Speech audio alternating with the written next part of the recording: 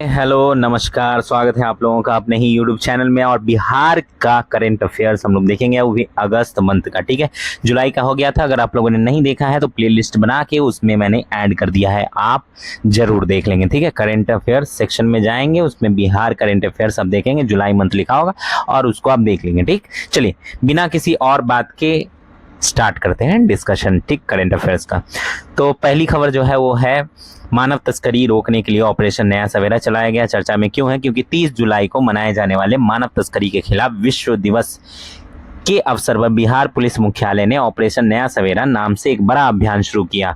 ठीक है, तो विश्व दिवस 2025 की थीम क्या थी? मानव तस्करी संगठित अपराध। इसको लिख लेंगे। ठीक है, ऊपर में लिखेंगे मानव तस्करी रोकने के लिए ऑपरेशन नया सवेरा, और थीम क्या था? मानव तस्करी संगठित अपराध। ठीक है, शोषण समाप्त करें।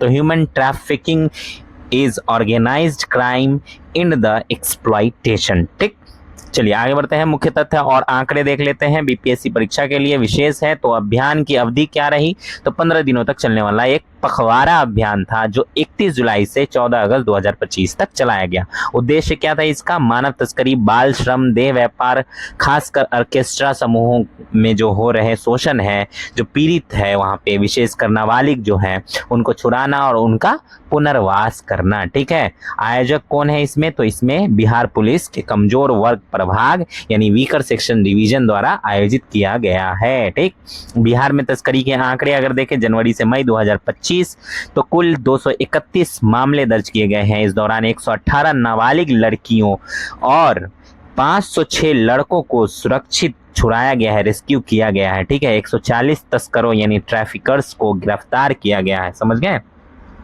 यही एनसीआरबी की जो है नेशनल क्राइम रिकॉर्ड ब्यूरो, ठीक, उसकी रिपोर्ट 2022 की अगर हम देखते हैं तो उसके अनुसार मानव तस्करी के कुल मामलों में बिहार देश में तीसरे स्थान पर था, कुल 260 मामले। लेकिन नाबालिग बच्चों को सुरक्षित छुड़ाने के मामले में बिहार पूरे देश में पहले स्थान पे है, शीर्ष स्थान पे है। ठीक है, तो बिहार में तस्करी रोकने का ढांचा मैकेनिज्म क्या है? तो जिला स्तर पर हर जिले में एक एंटी ह्यूमन ट्रैफिकिंग कमिटी बनाई जाएगी और anti human trafficking task force गठित की गई, ठीक है, बनाई गई है, जो खुफिया जानकारी के आधार पर छापेमारी करती है।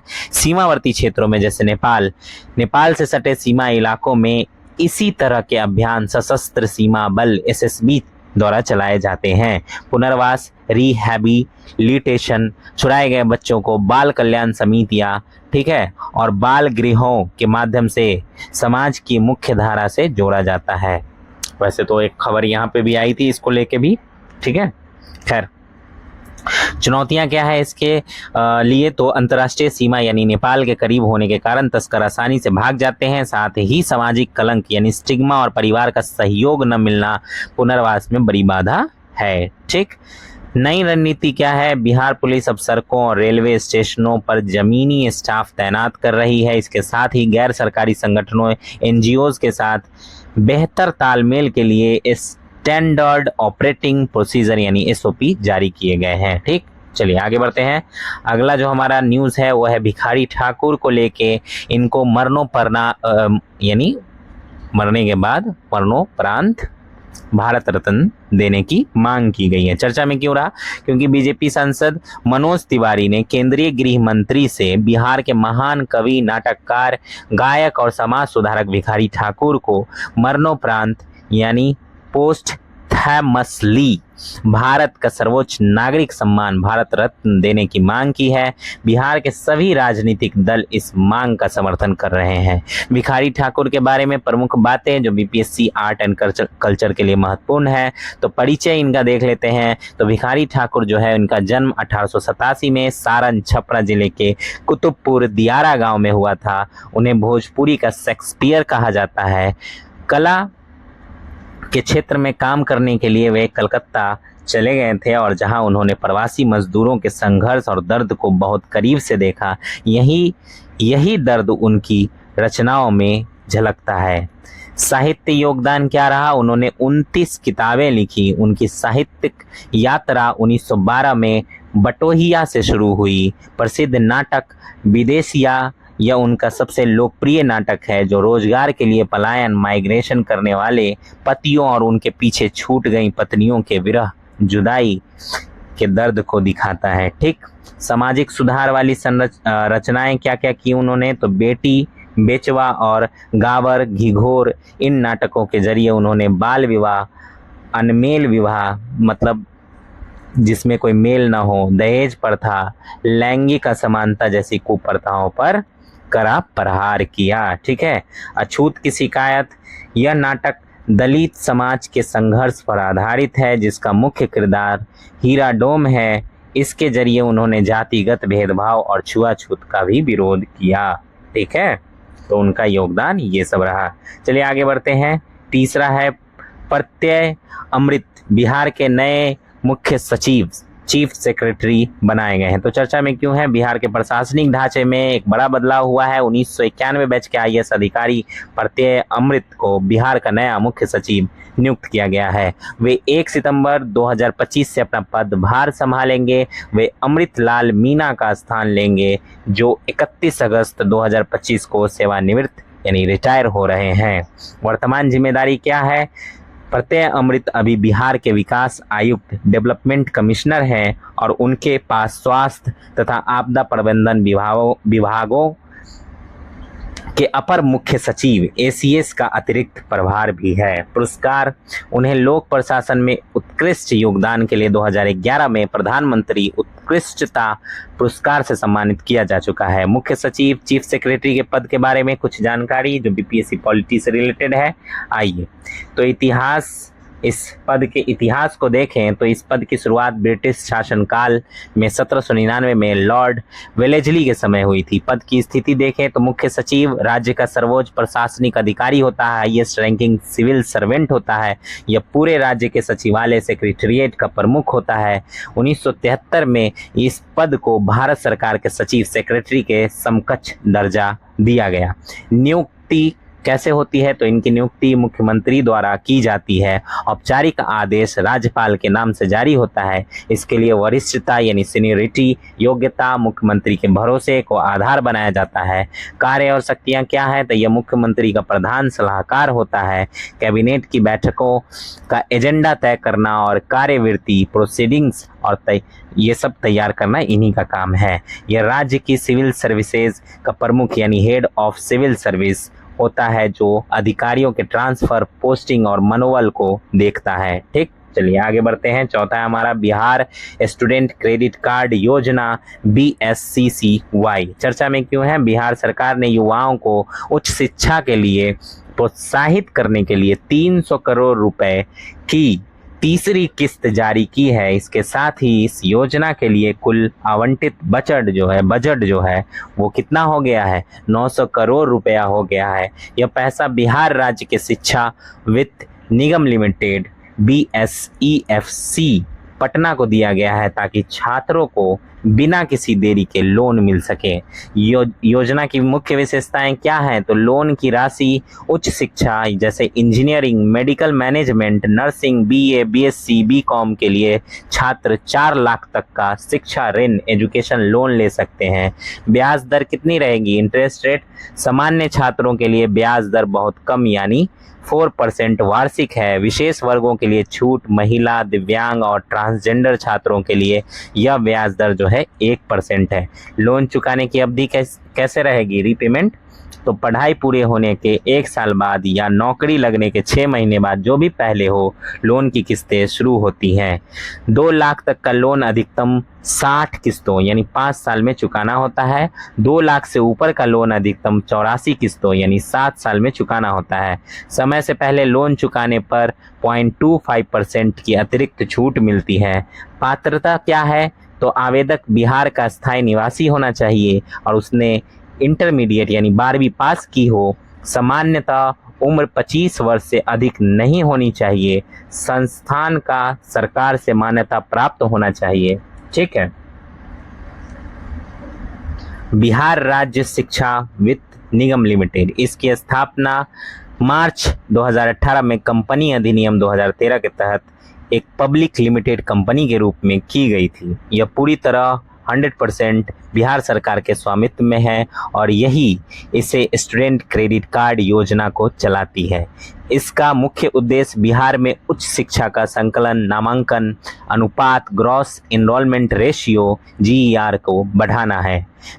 आगे बढ़ते हैं। बिहार में नया औद्योगिक कॉरिडोर और औद्योगिक क्षेत्र इंडस्ट्रियल जोन चर्चा में क्यों है? मुख्यमंत्री नीतीश कुमार ने बिहार के आर्थिक विकास को गति देने और रोजगार पैदा करने के लिए भागलपुर और गोपालगंज में बड़े औद्योगिक प्रोजेक्ट्स लगाने की घोषणा की है। भागलपुर में औद्योगिक कॉरिडोर। भागलपुर के औद्योगिक परिदृश्य को पुनर्जीवित करने के लिए बिहार कैबिनेट ने गोराडीह अंचल में 96.98 एकड़ सरकारी जमीन बिना किसी शुल्क फ्री ऑफ कॉस्ट के उद्योग विभाग को ट्रांसफर करने की मंजूरी दी है। नया थर्मल पावर प्लांट। बिहार राज्य विद्युत आयोग इस जमीन को एक निजी कंपनी को लीज पर देगा, जहां एक आधुनिक थर्मल पावर प्लांट स्थापित किया जाएगा। गोपालगंज में इंडस्ट्रियल जोन। गंगेश्वर गोपालगंज के नोना पकर और खीरीडी गांव में 32.6666 एकड़ जमीन नए औद्योगिक क्षेत्र के लिए ट्रांसफर की गई है। यह जमीन बिहार औद्योगिक क्षेत्र विकास प्राधिकरण BIADA को 11.39 यानी 11.39 करोड़ के भुगतान पर दी जाएगी। इसका उद्देश्य स्थानीय युवाओं के लिए रोजगार और निवेश आकर्षित करना है। नीति आयोग के अनुसार बिहार की GSDP में विभिन्न क्षेत्रों का योगदान, तो BPSC इकोनॉमी के तहत देख लेते हैं।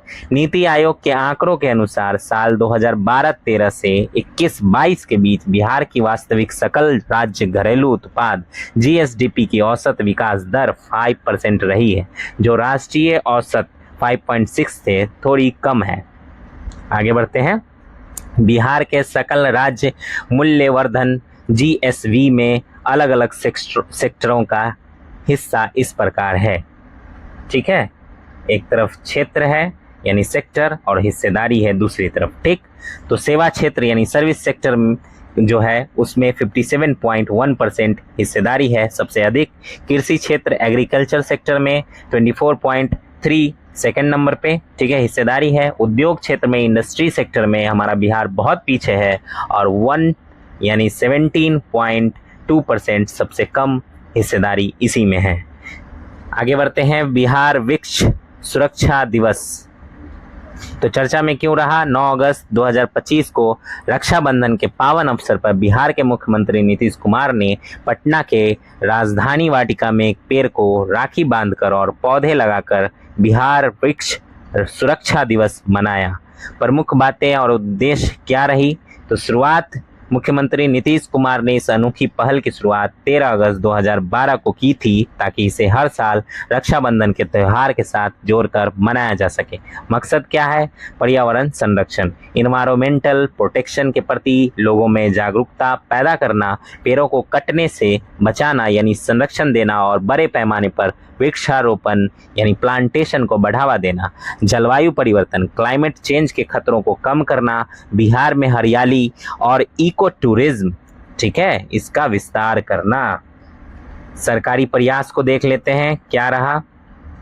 तो सरकार इस अभियान के साथ साथ अपनी महत्वाकांक्षी योजना जल जीवन हरियाली के जरिए भी बड़े स्तर पर वन क्षेत्र और वन्य जीव संरक्षण को बढ़ावा दे रही है। आगे बढ़ते हैं। एशिया अंडर 20 रग्बी चैंपियनशिप भारतीय महिला टीम ने जीता कांस्य पदक। चर्चा में क्यों है? बिहार के नालंदा जिले में स्थित राजगीर खेल परिसर राजगीर स्पोर्ट्स कॉम्प्लेक्स में Asia rugby under 20 sevens championship 2025 का सफल आयोजन हुआ। इसमें भारतीय महिला रग्बी टीम ने उज्बेकिस्तान को हराकर कांस्य पदक ब्रॉन्ज मेडल अपने नाम किया। बिहार के लिए गर्व की बात क्यों है? यह पहला मौका था जब बिहार ने किसी अंतर्राष्ट्रीय रग्बी टूर्नामेंट की मेजबानी की। इस भारतीय महिला टीम में बिहार की 4 प्रतिभावान खिलाड़ी शामिल थी, जिनका नाम है गुड़िया कुमारी, अंशु कुमारी, अल्पना कुमारी और आरती कुमारी। चैंपियंस के परिणाम रिजल्ट्स तो महिला वर्ग में चीन ने स्वर्ण पदक गोल्ड मेडल जीता, वहीं हांगकांग ने रजत पदक सिल्वर मेडल जीता और भारत ने कांस्य पदक ब्रोंज मेडल जीता। पुरुष वर्ग की बात करें तो हांगकांग ने श्रीलंका को हराकर स्वर्ण पदक जीता, जबकि मलेशिया ने चीन को हराकर कांस्य पदक जीता। ठीक, आधिकारिक शुभांकर क्या था? तो इस चैंपियनशिप का आधिकारिक शुभंकर जो है अशोका नाम का एक खरगोश था। ठीक, चलिए भागीदारी किस किस की रही? तो टूर्नामेंट में एशिया के 9 देश चीन, Hong Kong, UAE, Uzbekistan, Kazakhstan, Sri Lanka, Malaysia, Nepal और मेजबान कौन था? भारत। 192 खिलाड़ियों ने भाग लिया और 2 दिनों में 40 मैच खेले गए। रग्बी सेवेंस और पारंपरिक रग्बी में अंतर क्या है? बीपीएससी के लिए बुनियादी समझ। तो विशेषता रग्बी सेवेंस पारंपरिक रग्बी से कैसे अलग है देख लेते हैं। तो विशेषता पे अगर उसकी स्पेशलिटी की बात करें तो रग्बी सेवेंस जो है उस इस टीम में हर टीम में 7 खिलाड़ी होते हैं, वहीं पारंपरिक रग्बी में 15 खिलाड़ी होते हैं। वहीं रग्बी सेवेंस में 7-7 मिनट के 2 हाफ कुल 14 मिनट होते हैं खेल की अवधि। वहीं पारंपरिक रग्बी में 40-40 मिनट के 2 हाफ कुल 80 मिनट होते हैं। वहीं सेवेंस रग्बी में खेल की रफ्तार कैसी होती है? मैदान पर खाली जगह ज़्यादा होने के से क्या होता है? खेल में बेहद तेज़ी से ये खेल होता है। ठीक, क्योंकि खाली जगह है, वहाँ पे ज़्यादा लोग नहीं है, 7-7 प्लेयर ही हैं। वहीं अगर पारंपरिक रग्बी की बात करें तो खिलाड़ी वहाँ पे ज़्यादा होते हैं, इसकी वजह से खेल की रफ्तार धीमी होती है। अगर टूर्नामेंट के प्रारूप के आधार पे बात करें तो जो सेवेंस वाली रग्बी है वो एक ही दिन में कई मैच होते हैं। टूर्नामेंट 2 से 3 दिन में ख़त्म हो जाता है। लेकिन अगर पारंपरिक रग्बी की बात करें तो लंबे समय तक चलता है, आमतौर पर दिन में एक ही मैच होता है। एशिया रग्बी, इसकी स्थापना 1968 में 8 देशों द्वारा की गई। आज इसके 36 सदस्य हैं और यह वर्ल्ड रग्बी की क्षेत्रीय संस्था है। तो आगे बढ़ते हैं। जेपी सेनानियों की पेंशन दुगनी, जेपी सेनानी सम्मान पेंशन स्कीम चर्चा में क्यों है? बिहार सरकार ने देश में आपातकाल के दौरान जो इमरजेंसी लगी थी 1975 से 77 के दौरान लोकनायक जयप्रकाश नारायण के आंदोलन 1974 का समर्थन करने वाले और जेल जाने वाले जेपी सेनानियों की पेंशन राशि को दुगना करने का ऐतिहासिक फैसला किया गया है। ठीक है, बिहार सरकार द्वारा। महत्वपूर्ण संदर्भ क्या है? तो 5 जून 2025 को जयप्रकाश नारायण द्वारा पटना के गांधी मैदान से जो दी गई संपूर्ण क्रांति थी, ठीक है, नारा टोटल रेवोल्यूशन, उस आवाज के 51 साल पूरे हो चुके हैं। ठीक, इसलिए उनकी जो पेंशन है उसको बढ़ा दिया गया है। तो नई पेंशन दरें और नियम क्या रहेंगे? बात करते हैं कैटेगरी 1 की। 6 महीने से अधिक जेल में रहने वाले, इनकी पेंशन 15,000 से बढ़ाकर 30,000 प्रति माह कर दी गई है।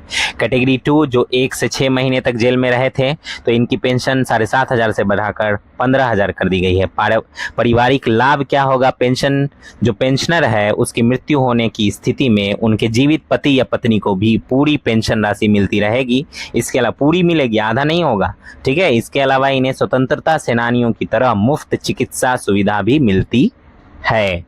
समझ गए? तो जेपी सेनानी सम्मान पेंशन योजना से जुड़े जो तथ्य हैं उसकी बात करते हैं। तो इसकी शुरुआत हुई थी, इस योजना की शुरुआत मुख्यमंत्री नीतीश कुमार ने ही साल 2009 में की थी। वर्तमान स्थिति 2025 की बात करें तो बिहार में वर्तमान में कुल 3,354 लोगों को ये पेंशन मिल रही है। दिलचस्प तथ्य क्या है? मुख्यमंत्री नीतीश कुमार खुद इस आंदोलन का हिस्सा रहे हैं और इसके पात्र हैं, लेकिन उन्होंने आज तक कभी इस पेंशन का लाभ खुद के लिए नहीं लिया। अरे भाई, उनकी सैलरी ज्यादा है, 15 से 30,000 रुपये लेके क्या करेंगे? 15,000 रुपये लेके क्या? गजब बात लिखते हैं। इस योजना के प्रमुख लाभार्थियों में पूर्व सीएम लालू प्रसाद यादव और पूर्व डिप्टी सीएम दिवंगत सुशील कुमार मोदी जैसे बड़े नाम शामिल हैं। ठीक, इन लोगों को ज़रूरत है पेंशन लेने की। अब 2009 में स्टार्ट होता है ये पेंशन योजना। 2009 में कौन है मुख्यमंत्री? और गजब बात करता है ये, हैं?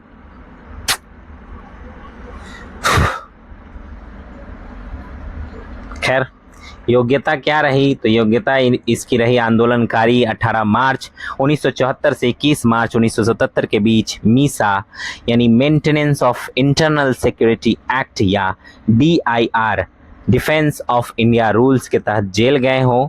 नोट स्वतंत्रता सैनिक सम्मान पेंशन योजना केंद्र सरकार की मूल स्वतंत्रता सेनानी योजना जो है 1972 में शुरू हुई थी। 1980 में नाम बदला गया गृह मंत्रालय द्वारा चलाई जाती है। यह 1857 से 1947 के बीच स्वतंत्रता सेनानियों और उनकी विधवाओं वर्तमान में लगभग 13,212 लाभार्थी को वित्तीय सहायता देती है। ठीक, आगे बढ़ते हैं। हमारा आगे है 12वें पुरुष एशिया कप हॉकी चैंपियनशिप की मेजबानी करेगा बिहार। चर्चा में क्यों रहा? मुख्यमंत्री नीतीश कुमार ने 12वें पुरुष एशिया कप हॉकी चैंपियनशिप के आधिकारिक लोगो, ठीक है, लोगो मतलब सिंबल, ठीक, लोगो मतलब लोग नहीं, ठीक, शुभंकर, मैस्कॉट और ट्रॉफी का अनावरण किया है। इसके साथ ही ट्रॉफी प्राइड जर्नी एक मशाल रिले को हरी झंडी दिखाई गई है जो बिहार के सभी 38 जिलों का दौरा करेगी। ठीक, आयोजन की तारीख और स्थान क्या रहेगा? तो यह टूर्नामेंट 29 अगस्त 2025 राष्ट्रीय खेल दिवस मेजर ध्यानचंद की जयंती है से 7 सितंबर 2025 तक राजगीर अंतर्राष्ट्रीय स्टेडियम में खेला जाएगा। बिहार के इतिहास में पहली बार इतने बड़े अंतर्राष्ट्रीय हॉकी टूर्नामेंट का आयोजन हो रहा है। इसके लिए हॉकी इंडिया और बिहार राज्य खेल प्राधिकरण के बीच समझौता यानी मेमोरेंडम ऑफ अंडरस्टैंडिंग हुआ है। टूर्नामेंट से जुड़ी मुख्य बातें क्या है? तो विश्व कप क्वालिफायर, यह टूर्नामेंट बहुत महत्वपूर्ण है क्योंकि इसे जीतने वाली टीम सीधे 2026 में बेल्जियम और नीदरलैंड में होने वाली अंतर्राष्ट्रीय हॉकी महासंघ FIH पुरुष हॉकी विश्व कप के लिए क्वालिफाई कर जाएगी। ठीक है, तो भाग लेने वाली टीमें कौन कौन सी हैं? तो भाग लेने वाली टीमें हैं भारत, चीन, जापान, चीनी ताइपे, मलेशिया, दक्षिण कोरिया, ओमान और बांग्लादेश। ठीक, आधिकारिक शुभंकर जो है चंद है। इसका शुभंकर एक बाघ है जिसका नाम चंद रखा गया है। यह भारत के राष्ट्रीय पशु बाघ के साहस और फुर्ती को दर्शाता है। इसे महान खिलाड़ी मेजर ध्यानचंद से प्रेरित होकर डिजाइन किया गया है, जिसमें लगी लाल केप जादूगर की टोपी ध्यानचंद के हॉकी के जादूगर वाले हुनर को सम्मान देती है। एशियाई हॉकी महासंघ AHF, इसकी स्थापना 1958 में टोक्यो एशियाई खेलों के दौरान हुई थी। भारत इसके 5 संस्थापक देशों यानी Bharat, Japan, Korea, Malaysia, Pakistan में से एक है। ठीक, आगे बढ़ते हैं। बिहार औद्योगिक निवेश प्रोत्साहन package 2025, Bihar industrial investment promotion package 2025 चर्चा में क्यों है? तो बिहार कैबिनेट ने 26 अगस्त 2025 को राज्य में बड़े पैमाने पर निजी निवेश आकर्षित करने और औद्योगिक विकास को रफ्तार देने के लिए बिहार औद्योगिक निवेश प्रोत्साहन पैकेज 2025 को मंजूरी दी है। समय सीमा और लक्ष्य क्या रहेगा? तो यह पैकेज 31 मार्च 2026 तक प्रभावी रहेगा। इसका मुख्य लक्ष्य क्या है? अगले 5 सालों में राज्य के युवाओं के लिए 1 करोड़ रोजगार के अवसर पैदा करना है। ठीक, इस पैकेज की सबसे बड़ी घोषणाएं और विशेषताएं क्या हैं? तो निवेशकों के लिए 1 रुपए में जमीन, अगर कोई कंपनी 100 करोड़ का निवेश करती है और कम से कम 1000 लोगों को रोजगार देती है तो उसे सरकार उद्योगों के लिए मात्र 1 रुपए के टोकन शुल्क पर 10 एकड़ तक की जमीन मुफ्त देगी। 1000 करोड़ से बड़े प्रोजेक्ट्स को 25 एकड़ तक जमीन मिल सकती है। दुनिया की जानी मानी फॉर्च्यून 500 कंपनियों को सीधे 10 एकड़ जमीन दी जाएगी। जो इस योजना के दायरे में नहीं आते उन्हें बियाडा के जमीन रेट पर 50% की भारी छूट मिलेगी। फतुहा, पटना में फिनटेक सिटी, पटना के फतुहा के पास 242 एकड़ जमीन पर फिनटेक सिटी बनाने के लिए कैबिनेट ने 408.81 करोड़ रुपए की मंजूरी दी है। यह गुजरात के गिफ्ट सिटी की तर्ज पर बनेगा, जिससे वित्तीय सेवाओं को बढ़ावा मिलेगा और पटना से सीधे कार्गो मूवमेंट, माल ढुलाई हो सकेगी, जिससे एक्सपोर्ट बढ़ेगा। अंतर्राष्ट्रीय उड़ानों के लिए सब्सिडी, पटना और गया एयरपोर्ट से अंतर्राष्ट्रीय उड़ानों को बढ़ावा देने के लिए सरकार एयरलाइंस कंपनियों को वायबिलिटी गैप फंडिंग, जिसको VGF कहते हैं, देगी। पटना, काठमांडू, गया, शारजाह, गया, बैंकॉक जैसी उड़ानों में अगर सीटें खाली रहती हैं तो कम से कम 150 यात्रियों की क्षमता वाली फ्लाइट्स के लिए सरकार वित्तीय नुकसान की भरपाई करेगी। ठीक, आर्थिक प्रोत्साहन क्या है और छूट? तो निवेशकों के पास 3 वित्तीय मॉडल चुनने का मौका होगा। 40 करोड़ रुपए की ब्याज छूट इंटरेस्ट सबवेंशन और 100% तक SGST रिफंड। 14 सालों तक प्रोजेक्ट लागत का 300% तक SGST रिफंड। प्रोजेक्ट की कुल लागत पर सीधे 30% की कैपिटल सब्सिडी, पूंजीगत अनुदान। निर्यात यानी एक्सपोर्ट पर इनाम भी होगा। सालाना एक्सपोर्ट इंसेंटिव को दोगुना करके 40 लाख रुपए सालाना कर दिया गया है, जो पहले 14 सालों तक मिलेगा। कर्मचारियों के लिए वेतन सहायता, पात्र उद्योगों को प्रति श्रमिक 5,000 रुपये महीना और 300% तक ESI EPF सहायता सरकार देगी।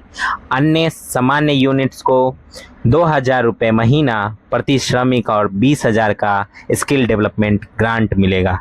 ग्रीन इंसेंटिव भी मिलेगा। पर्यावरण सुरक्षा के लिए किए गए खर्च पर 25% यानी अधिकतम 1 करोड़ रुपए का रिफंड और रिन्यूएबल एनर्जी, सौर ऊर्जा आदि के इस्तेमाल पर 6 लाख रुपए तक की मदद मिलेगी। एक और महत्वपूर्ण घोषणा है किसान सलाहकार। इसी कैबिनेट बैठक में बिहार सरकार ने ग्रामीण स्तर पर कृषि को बढ़ावा देने के लिए किसान सलाहकारों यानी फार्मर एडवाइजर्स का मासिक मानदेय 13,000 से बढ़ाकर 21,000 प्रति माह करने की मंजूरी दे दी है। ठीक, तो ये था हमारा अगस्त मंथ का बिहार का करंट अफेयर्स। इसको देख लीजिएगा, अच्छे से नोट्स बना लीजिएगा। ठीक है, यहाँ से बहुत सारे क्वेश्चंस बन सकते हैं। जहाँ से बन रहे मैंने वहाँ पे लिखा है बिहार इकोनॉमी, बिहार के लिए महत्वपूर्ण, ये सब चीज़ मैंने लिखी है। ठीक है।